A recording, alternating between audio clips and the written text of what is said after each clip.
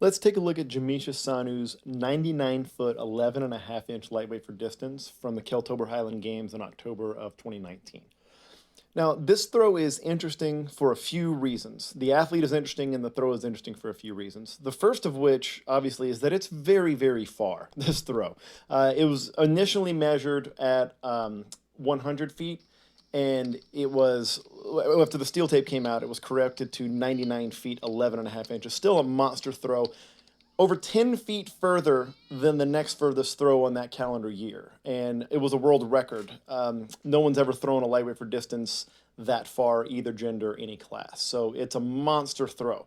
The other reason it's interesting is at the time of this, in late 2019, Jamesia is fairly new to the Highland Games. She'd only thrown 3 times previous to this. She's from Kansas. She was a Division I thrower at Wichita State, which obviously is going to come into play with her ability to throw so well and being so strong and powerful. But previously, she had only thrown it in 79 feet 7 inches. That was her furthest throw. And a 20-foot improvement is really something to marvel at. So let's look at some of the technical things that are happening in the throw that make it possible for her to do that. Now, the last thing when I say this is interesting is, some of you who have thrown for quite a while and you've seen the other breakdowns, you'll see that, technically speaking, she's not doing everything that we say that we should do. That coaching says that you should do for a Highland Games lightweight for distance throw. But this throw is a great illustration of that the fundamentals of throwing and good physical awareness and strength and power will overcome a lot. And in this case, using a 14-pound weight for distance, it's much easier to overcome those things than it is with the heavier implements. So let's take a look at what Jamesia does here, which is so good and so fundamental, and that you'll see a lot of track and field athletes come into the sport with. So the first thing you'll see, now she has been working, obviously. This isn't a completely new thing to her, the idea of throwing the lightweight for distance. She's several games in. She'd been several months into it at this point. But you can see she lets the weight get far out from her. She's loaded up on her right leg. She's allowing that left leg to be free and allowing that weight to run out this way. Get a nice wide orbit. That's a fundamental of throwing. She lets it dip low. Now see the set there? She's getting set, rotating, but the most important thing she doesn't do a lot of cushioning of the weight right here.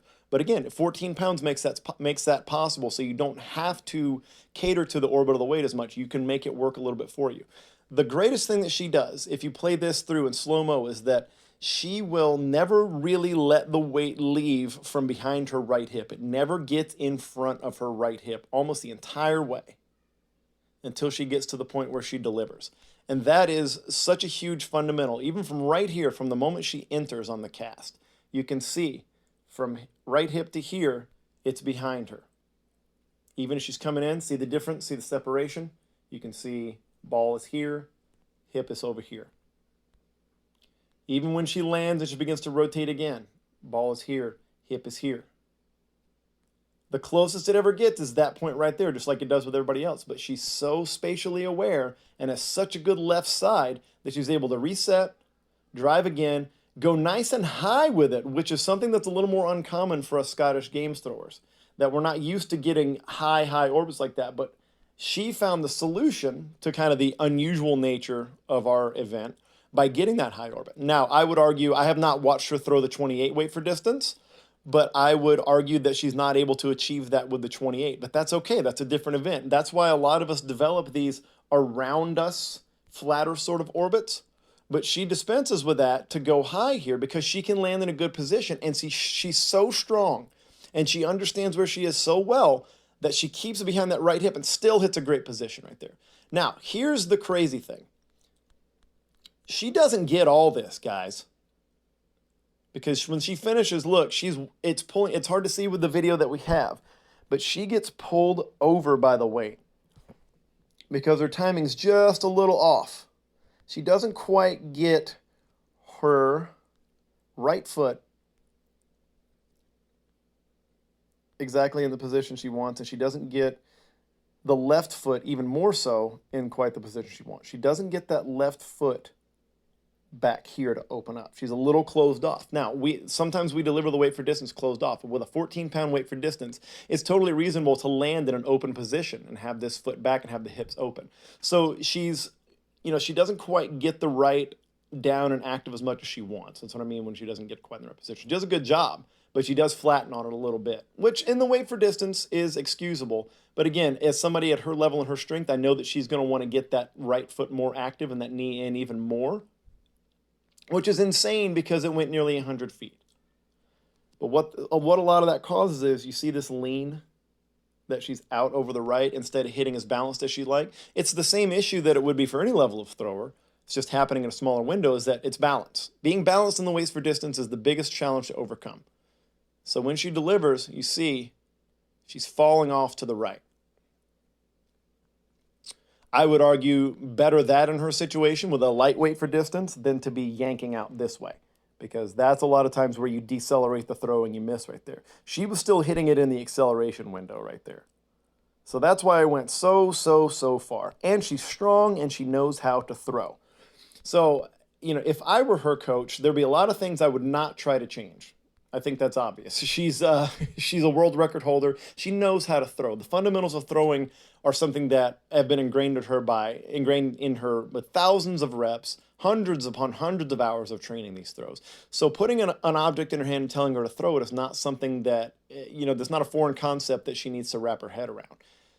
That separation that she gets right there, the body position she's able to hit, those are impressive, and I wouldn't mess with those at all. The only thing I think that she's probably going to want to work on, and her team are probably going to want to work on, is that finish position and getting her a little bit more balanced and get that post a little bit more solid.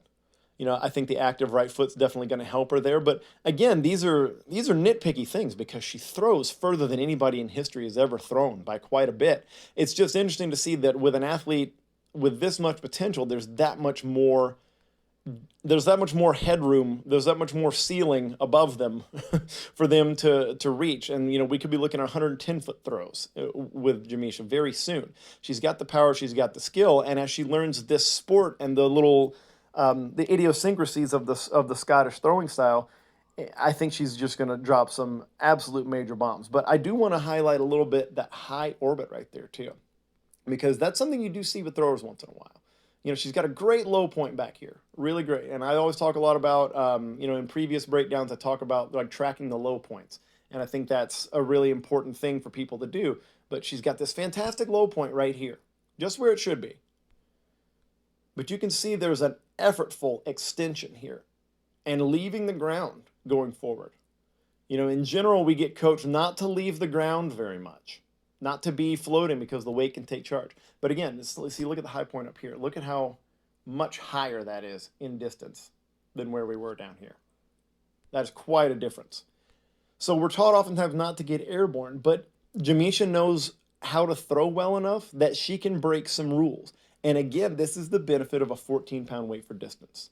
That for somebody as strong as her, the lightweight for distance gives her the ability she's got her direction and her separation set right here. So she can get a little wild right here.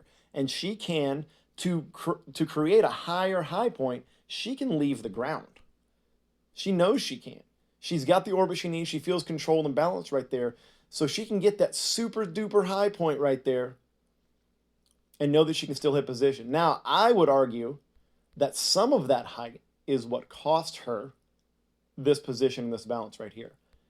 I think if we want to see even more monster throws from her, I think it would be fun to see what happens when she goes with a little more traditional, keep this powerful pull to the high point right there, because I think having a high point there serves her well because she can definitely pull it out. But I think it may serve her better if we want to, and again, I'm the guy that wants to see 120 feet, so let's try anything, right? So, it'd be interesting to see what happens if she goes with a more traditional slide to the front and really gets that right active and turning and gets that left back in position over there. I think that'd be fun to see, but just an absolutely monstrously massive throw. And the ceiling, there's still plenty of room. There's plenty of upside on Jamesia right now, and it's going to be really fun to watch her career as she continues to do this.